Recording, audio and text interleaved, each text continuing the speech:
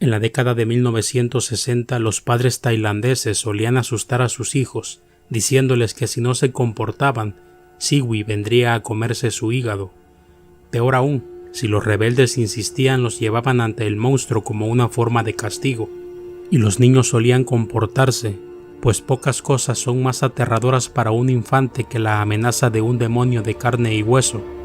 Su verdadero nombre era Dan Liwi, pero pasó a la historia con el mote de El Caníbal de Bangkok o simplemente Siwi.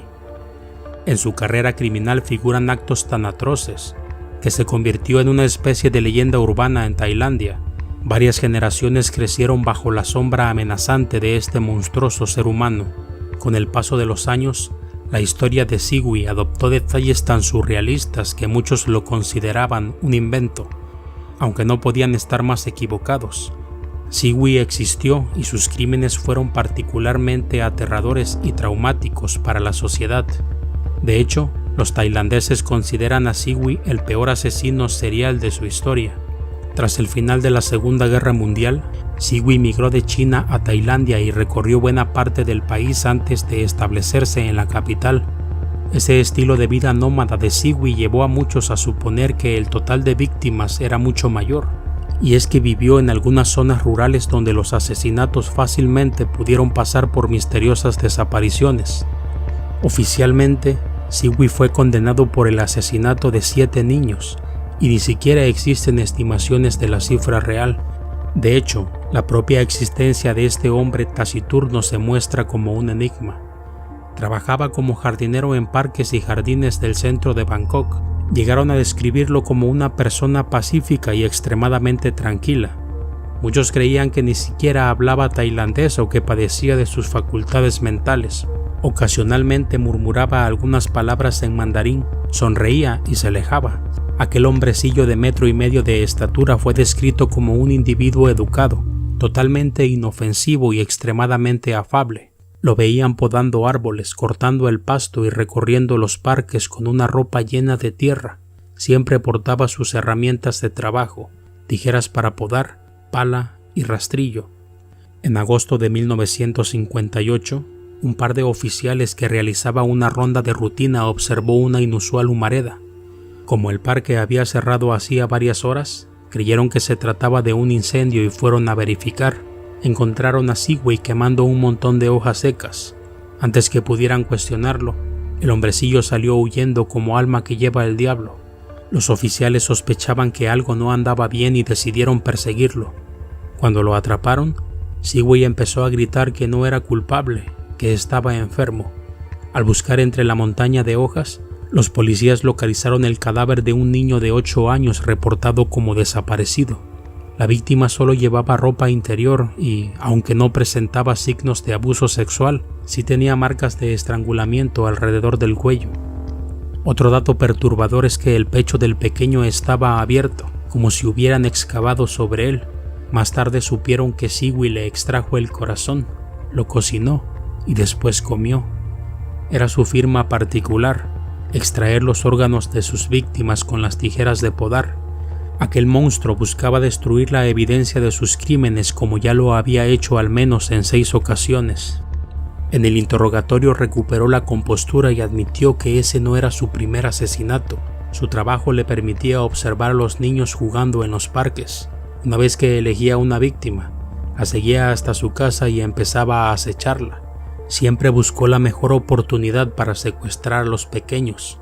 Se ganaba la confianza de estos pequeños obsequiándoles juguetes que habían olvidado en el parque, aunque también los atraía con golosinas. Una vez que neutralizaba la defensa de su víctima, atacaba. Llevaba a los niños hasta su casa, una choza repleta de herramientas en uno de los parques donde le autorizaron vivir.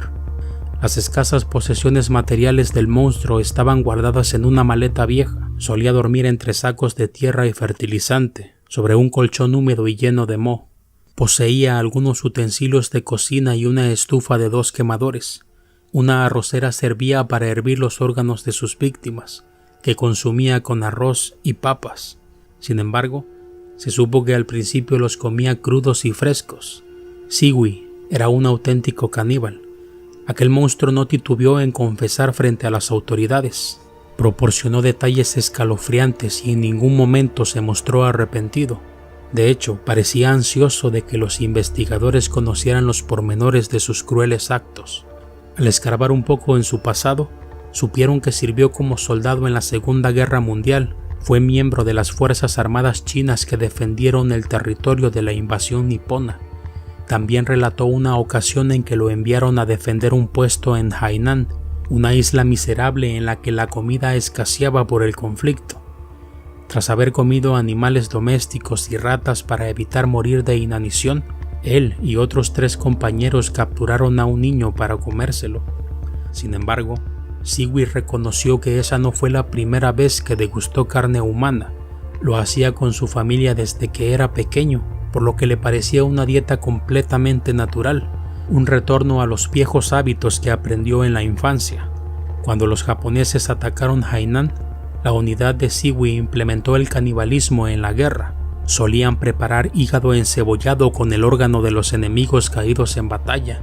Incluso el oficial responsable de defender la isla promovió la práctica argumentando que era una forma de fortalecerse, principalmente porque los orientales creen que el hígado posee propiedades regenerativas. Como el canibalismo no era una práctica mal vista, Sigui solía hartarse de corazones, pulmones y ocasionalmente intestinos humanos. Al terminar la guerra se estableció en el sur de China y emigró a Tailandia cuando empezó la guerra civil. En este país se volvió vagabundo y apenas se ganaba la vida haciendo pequeños trabajos, hasta que lo contrataron como jardinero en los parques de Bangkok. Sus patrones lo veían como un trabajador responsable, tranquilo y pacífico que cumplía con todos los encargos. Cuando su verdadera naturaleza salió a la luz, nadie podía creerlo. El asesino reveló los sitios donde incineró los restos de las otras víctimas. Según sus propias palabras, la única razón por la que asesinaba era para satisfacer su deseo de consumir carne humana. La carne humana, especialmente de niños, es exquisita, ni tan salada ni tan dura como la carne de cerdo, pero más tierna y blanda, confesó el monstruo mientras salivaba durante el interrogatorio. Uno de los investigadores no soportó tal descaro y salió de la sala. Según Sigui, el hígado y corazón de sus víctimas lo mantenían en óptimo estado de salud. Evidentemente, Sigui padecía un grave desequilibrio mental, pero la justicia tailandesa juzgó al homicida como un individuo capaz de asimilar todas las consecuencias de sus actos. Tras una deliberación de apenas 10 minutos, el jurado lo condenó a la pena capital. Algunas autoridades extranjeras trataron de intervenir argumentando que el criminal era incapaz de asimilar sus actos, pero de nada sirvió. La justicia tailandesa ordenó que lo ejecutaran a la brevedad. A los pocos días, una bala atravesaba el cuerpo de este aterrador asesino y ponía fin a su existencia. Sin embargo, Tailandia no quiso que la historia de Sigui terminara en una tumba. Tras la ejecución, personal del hospital Siriraj presentó un documento en el que el propio asesino autorizaba donar sus restos a la ciencia. Los investigadores intentarían descifrar aquella mente tan corrompida y buscar la fuente de esas ideas tan espeluznantes.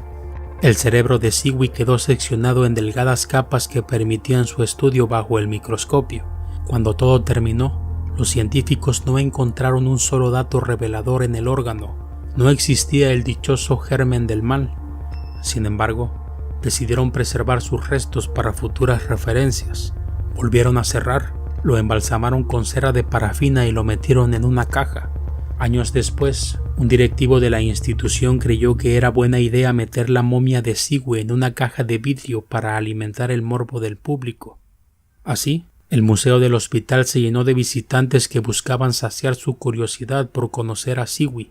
Junto a los restos del asesino serial se encontraba una enorme colección de anomalías congénitas, fetos deformes y algunas pruebas de crímenes famosos.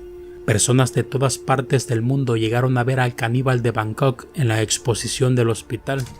Algunos consideraban que se trataba de un absurdo, pero la mayoría de los tailandeses veía justicia en exhibir al criminal de esa forma.